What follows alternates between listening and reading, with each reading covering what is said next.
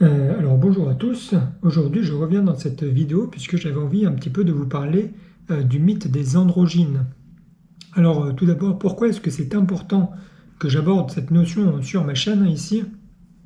Parce qu'en fait on entend beaucoup parler sur internet notamment de cette histoire d'androgyne où beaucoup de gens utilisent ce mot d'androgyne pour qualifier des personnes qui n'auraient pas des caractères sexuels externes très marqués.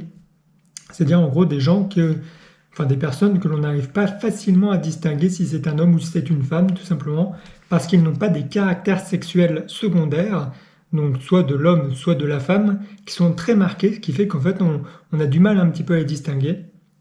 Et ici donc dans cette vidéo je voulais préciser qu'en fait cette vision des choses de ce qu'est un androgyne est en réalité totalement fausse, puisque de toute façon un homme et une femme se distinguent très clairement de par leurs attributs sexuels, c'est-à-dire leur partie génitale. C'est ça ce qui distingue principalement un homme et une femme. Après, bien sûr, il va y avoir d'autres facteurs psychologiques, etc. Mais ici, je ne parle que du corps physique. Et donc, cette notion d'androgyne provient en réalité de ce qu'on appelle le mythe des androgynes, qui est un mythe grec à l'origine. Et vous allez voir donc dans cette vidéo que ce n'est pas du tout ce dont il est question ici. On ne parle pas en fait de personnes que l'on n'arrive pas à distinguer entre l'homme et la femme, etc. Alors le mythe des androgynes, eh bien c'est un mythe que j'ai retranscrit intégralement dans mon livre que je présente ici. Donc la dualité du masculin et du féminin, voilà, le livre que j'ai écrit.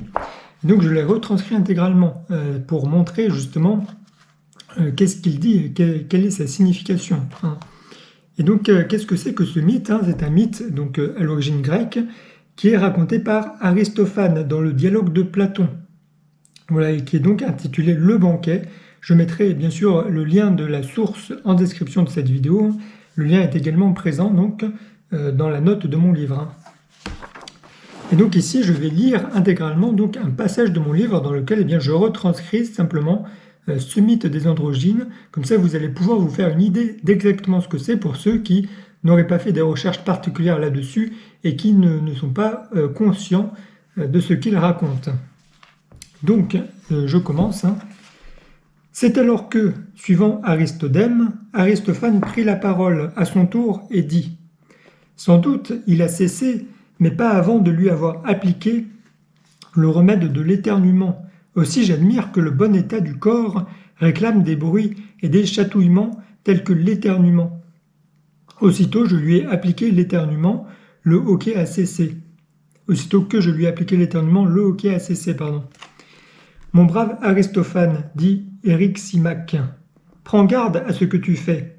Tu fais rire à mes dépens au moment de prendre la parole. C'est me forcer à surveiller ton discours pour voir si tu ne diras rien qui prête à rire, quand tu pourrais parler en toute sécurité. Aristophane se mit à rire et dit « Tu as raison, Eryximach. Fais comme si je n'avais rien dit. Ne me surveille pas, car je crains, dans le discours que j'ai à faire, non pas de faire rire, ce serait une bonne fortune pour nous, et c'est le propre de ma muse, mais de dire des choses ridicules. Tu m'as décoché ton trait, et tu penses m'échapper, Aristophane. Fais attention et parle comme un homme qui rendra raison. Je ne veux pas dire pourtant que, s'il me convient, je ne te fasse grâce. Oui, Eryximach, dit Aristophane, j'ai l'intention de parler autrement que vous ne l'avez fait, toi et Pausanias. Il me semble en effet que les hommes ne se sont nullement rendus compte de la puissance d'Eros. S'ils s'en rendaient compte, il lui consacrerait les temples et les autels les plus magnifiques.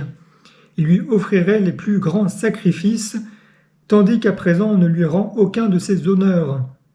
Alors que rien ne serait plus convenable, car c'est le Dieu le plus ami des hommes, puisqu'il les secourt et porte remède aux maux dont la guérison donnerait à l'humanité le plus grand bonheur.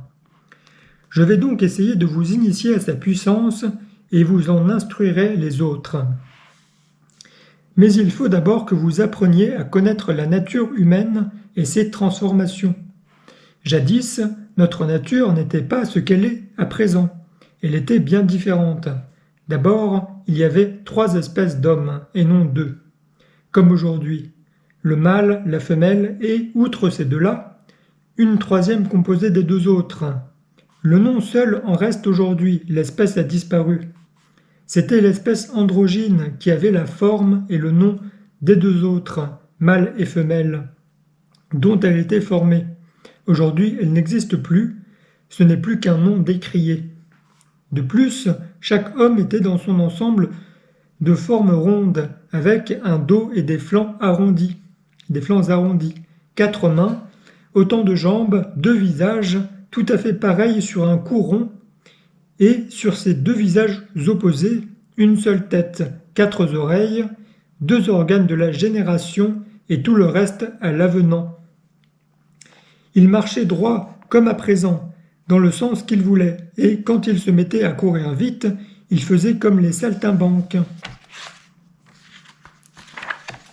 qui tournent en cercle en lançant leurs jambes en l'air, s'appuyant sur leurs membres qui étaient au nombre de 8. Ils tournaient rapidement sur eux-mêmes. Donc là, je montre l'image que j'ai remise dans mon livre, qui représente donc cette représentation de l'androgyne. Donc voilà. Je continue. Et ces 3 espèces étaient ainsi conformées parce que le mâle tirait son origine du soleil, la femelle de la terre, l'espèce mixte de la lune, qui participent de l'un et de l'autre. Ils étaient sphériques et leur démarche aussi, parce qu'ils ressemblaient à leurs parents. Ils étaient aussi d'une force et d'une vigueur extraordinaires, et comme ils avaient de grand courage, ils attaquèrent les dieux, et ce qu'Homère dit d'Éphialte et d'Otos, on le dit d'eux, à savoir qu'ils tentèrent d'escalader le ciel pour combattre les dieux. Alors Zeus délibéra avec les autres dieux sur le parti à prendre. Le cas était embarrassant. Il ne pouvait se décider à tuer les hommes et à détruire la race humaine à coups de tonnerre, comme ils avaient tué les géants, car c'était anéantir les hommages et le culte que les hommes rendaient aux dieux. D'un autre côté, ils ne pouvaient non plus tolérer leur insolence. Enfin, Jupiter donc c'est le dieu romain équivalent du dieu Zeus pour les Grecs. Jupiter donc ayant trouvé non sans peine un expédient. Donc expédient, qu'est-ce que c'est? C'est un moyen ingénieux auquel on recourt pour sortir d'une situation délicate. Donc je continue, et ayant trouvé non sans peine un expédient, prit la parole. Je crois, dit-il, tenir le moyen de conserver les hommes tout en mettant un terme à leur licence. C'est de les rendre plus faibles. Je vais immédiatement les couper en 2, l'un après l'autre. Nous obtiendrons ainsi le double résultat de les affaiblir et de tirer d'eux davantage, puisqu'ils seront plus nombreux. Ils marcheront droit sur 2 jambes. S'ils continuent à se montrer insolents, et ne veulent pas se tenir en repos, je les couperai encore une fois en 2, et les réduirai à marcher sur une jambe à cloche-pied. Ayant ainsi parlé, il coupa les hommes en 2, comme on coupe des alizés pour les sécher, ou comme on coupe un œuf avec un cheveu. Et chaque fois qu'il en avait coupé un, il ordonnait à Apollon de retourner le visage et la moitié du cou du côté de la coupure, afin qu'en voyant sa coupure, l'homme devint plus modeste et lui commandait de guérir le reste. Apollon retournait donc le visage et, ramassant de partout la peau sur ce que l'on appelle à présent le ventre, comme on fait des bourses à courroie, il ne laissait qu'un orifice et liait la peau au milieu du ventre. C'est ce qu'on appelle le nombril. Puis il polissait la plupart des plis et façonnait la poitrine avec un instrument pareil à celui dont les cordonniers se servent pour polir sur la forme les plis du cuir. Mais il laissait quelques plis, ceux qui sont au ventre même et au nombril, pour être un souvenir de l'antique châtiment. Or, quand le corps eût été ainsi divisé, chacun regrettant sa moitié, allait à elle, et s'embrassant et s'enlaçant les uns les autres, avec le désir de se fondre ensemble. Les hommes mouraient de faim et d'inaction, parce qu'ils ne voulaient rien faire les uns sans les autres, et quand une moitié était morte et que l'autre survivait, celle-ci en cherchait une autre et s'enlaçait à elle, soit que ce fût une moitié de femme entière, ce qu'on appelle une femme aujourd'hui, soit que ce fût une moitié d'homme, et la race s'éteignait. Alors Zeus, touché de pitié, imagine un autre expédient. Il transpose les organes de la génération sur le devant, jusqu'alors il les portait derrière, et ils engendraient et enfantaient, non point les uns dans les autres, mais sur la terre, comme les cigales. Il plaça donc les organes sur le devant, et par là fit que les hommes engendrèrent les uns dans les autres, c'est-à-dire le mâle dans la femelle. Cette disposition était à deux fins. Si l'étreinte avait lieu entre un homme et une femme, ils enfanteraient pour perpétuer la race, et si elle avait lieu entre un mâle et un mâle, la satiété les séparerait pour un temps, ils se mettraient au travail et pourvoiraient à tous les besoins de l'existence. C'est de ce moment que date l'amour inné des hommes les uns pour les autres. L'amour recompose l'antique nature, s'efforce de fondre deux êtres en un seul et de guérir la nature humaine. Chacun de nous est donc comme une tessère d'hospitalité. Donc tessère d'hospitalité, qu'est-ce que c'est? C'est une tablette qu'on marquait de signes particuliers et qu'on rompait ensuite en deux. Chacun des deux hôtes en gardait une moitié à l'aide de laquelle il se faisait reconnaître. Donc voilà, donc chacun de nous est donc comme une tessère d'hospitalité, puisque nous avons été coupés comme des sols et que d'un nous sommes devenus deux. Et que d'un nous sommes devenus deux, pardon. Ainsi, chacun cherche sa moitié. Alors qu'est-ce que c'est que des sols? C'est une pièce de charpente posée à plat, pièce de bois posée horizontalement pour soutenir des étais de mine ou de machine. On l'appelle aussi semelle. Bref. Ensuite, tous les hommes qui sont une moitié de ce composé des deux sexes, que l'on appelait alors androgynes, aiment les femmes, et c'est de là que viennent la plupart des hommes adultères. De même, toutes les femmes qui aiment les hommes et pratiquent l'adultère appartiennent aussi à cette espèce. Mais toutes celles qui sont une moitié de femmes ne prêtent aucune attention aux hommes. Toutes celles qui sont une moitié de femmes ne prennent aucune attention aux hommes. Elles préfèrent s'adresser aux femmes, et c'est de cette espèce que viennent les tribades. Alors tribade, c'est un synonyme de femme homosexuelle ou de lesbienne. Ceux qui sont une moitié de mâles s'attachent aux mâles, tandis qu'ils sont enfants. Comme ils sont de petites tranches de mâles, ils aiment les hommes et prennent plaisir à coucher avec eux et à être dans leurs bras. Et ils sont parmi les enfants et les jeunes garçons les meilleurs, parce qu'ils sont les plus mâles de nature. Certains disent qu'ils sont sans pudeur, c'est une erreur. Ce n'est point par impudence, mais par hardiesse, courage et virilité qu'ils agissent ainsi, s'attachant à ce qui leur ressemble. Et en voici une preuve convaincante. C'est que, quand ils sont atteints leur complet développement, les garçons de cette nature sont les seuls qui se consacrent au gouvernement des États. Quand ils sont devenus des hommes, ils aiment les garçons, et s'ils se marient et ont des enfants, ce n'est point qu'ils suivent un penchant naturel, c'est qu'ils y sont contraints par la loi. Ils se contenteraient de vivre ensemble en célibataire. Il faut donc absolument qu'un tel homme devienne amant ou ami des hommes, parce qu'il s'attache toujours à ce qui lui ressemble.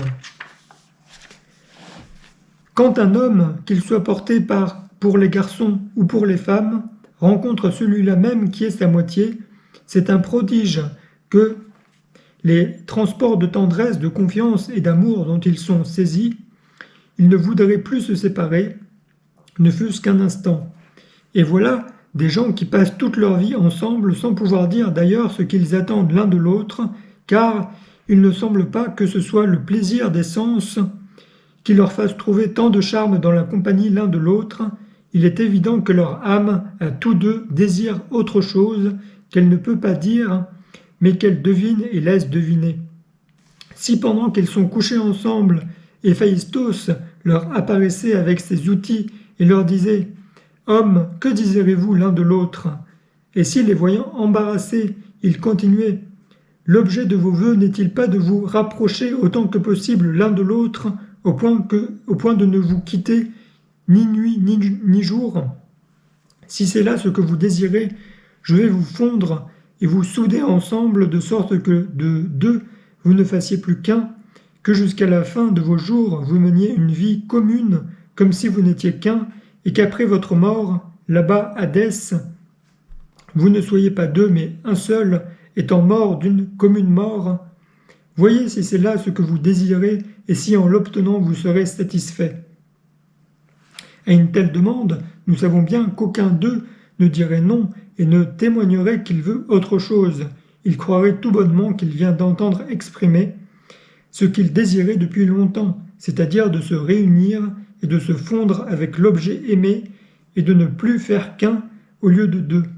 Et la raison en est que notre ancienne nature était telle que nous étions un tout complet, c'est le désir et la poursuite de ce tout qui s'appelle l'amour, qui s'appelle amour. Jadis, comme je l'ai dit, nous étions un, mais depuis, à cause de notre injustice, nous avons été séparés par le Dieu, comme les Arcadiens par les Lacédémoniens. Ainsi devons-nous craindre, si nous manquons à nos devoirs envers les dieux, d'être encore une fois divisés et de devenir comme les figures de profil taillées en bas-relief sur les colonnes, avec le nez coupé en deux, ou pareil à des moitiés de jetons. Il faut donc s'exhorter les uns les autres à honorer les dieux, afin d'échapper à ces maux et d'obtenir les biens qui viennent d'Eros, notre guide et notre chef. Que personne ne se mette en guerre avec Eros, c'est se mettre en guerre avec lui que de s'exposer à la haine des dieux. Si nous gagnons l'amitié et la faveur du Dieu, nous découvrirons et rencontrerons les garçons qui sont nos propres moitiés, bonheur réservé aujourd'hui à peu de personnes. Qu'Eryximaque n'aille pas se moquer de ce que je dis, comme si je parlais de Pausanias et d'Agathon. Peut-être sont-ils en effet de ce petit nombre, et tous deux de nature mâle. Je parle des hommes et des femmes en général, et je dis que notre espèce ne saurait être heureuse qu'à une condition, c'est de réaliser nos aspirations amoureuses. De rencontrer chacun le garçon qui est notre moitié, et de revenir ainsi à notre nature première. Si c'est là le bonheur suprême, il s'ensuit que ce qui s'en rapproche le plus, dans le monde actuel, est le plus grand bonheur et que l'on puisse atteindre.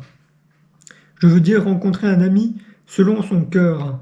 S'il faut louer le Dieu qui le procure, on a raison de louer Eros, qui, dans le présent, nous rend les plus grands services, en nous guidant vers l'objet qui nous est propre et qui nous donne pour l'avenir les plus belles espérances, en nous promettant, si nous rendons au Dieu nos devoirs de piété, de nous remettre dans notre ancien état, de nous guérir, de nous donner le bonheur et la félicité. Voilà, Eryximaque, mon discours sur Eros, il ne ressemble pas au tien. Je t'en prie, encore une fois, ne t'en moque point. Mieux vaut écouter chacun de ceux qui restent, ou plutôt les deux seuls qui restent, Agathon et Socrate. D'après Aristodème, Eryximaque repartit. Je t'obéirai car j'ai eu du plaisir à t'entendre, et si je ne savais pas que Socrate et Agathon sont des maîtres en matière d'amour, je craindrais fort de les voir demeurer courts après tant de discours si divers. Néanmoins, leur talent me rassure. Voilà, fin de citation. Alors, comme vous avez pu le constater, dans cet extrait que j'ai mis dans mon livre, j'ai pris le mythe des androgynes, mais j'ai commencé un petit peu avant et j'ai fini un peu après. C'est pour bien montrer que voilà, je ne sors rien de son contexte. C'est vraiment ce que raconte le mythe des androgynes de manière authentique. Voilà. Alors avant de vous quitter, j'ai oublié de préciser une chose, bien sûr, en introduction de cette vidéo, c'est pourquoi est-ce que c'est important un petit peu de débunker, entre guillemets, ou de rétablir la vérité sur cette histoire d'androgyne. Parce que comme je l'ai dit, ce mot d'androgyne est beaucoup utilisé de nos jours pour décrire des personnes que l'on n'arrive pas facilement à distinguer au niveau des caractères sexuels secondaires. Et justement, c'est un argument phare de l'idéologie du transgenrisme. Voilà, souvent, on va dire, oui, c'est les trans qui vont dire ça en mode l'homme et la femme, c'est un spectre, donc on se situe au milieu, etc. Et c'est prouvé justement par ces êtres que l'on n'arrive pas facilement à distinguer, qui ne sont pas totalement différenciés au niveau des caractères sexuels, donc qu'ils soient primaires ou secondaires, eh bien cela est faux, hein, voilà, tout simplement. On ne peut pas faire une généralité en fait sur des anomalies, si je puis dire, ou sur des personnes qui ne sont pas suffisamment différenciées. Il y a beaucoup de facteurs à prendre en considération, hein, comme eh bien, des facteurs génétiques, bien sûr, mais il y a aussi eh bien, les perturbateurs endocriniens, les hormones, etc., qui vont beaucoup jouer de ce côté-là, et certainement d'autres facteurs qui nous sont inconnus. Mais voilà, tout ça pour dire que tout ça, c'est des bêtises, que l'homme, c'est tout simplement celui qui a un pénis et que la femme, c'est celle qui a un vagin, comme il a été très clairement dit donc, dans ce mythe des androgynes. Et donc voilà, tout simplement, n'hésitez pas à donner votre avis en commentaire, aimer, partager. Sur ce, à la prochaine fois.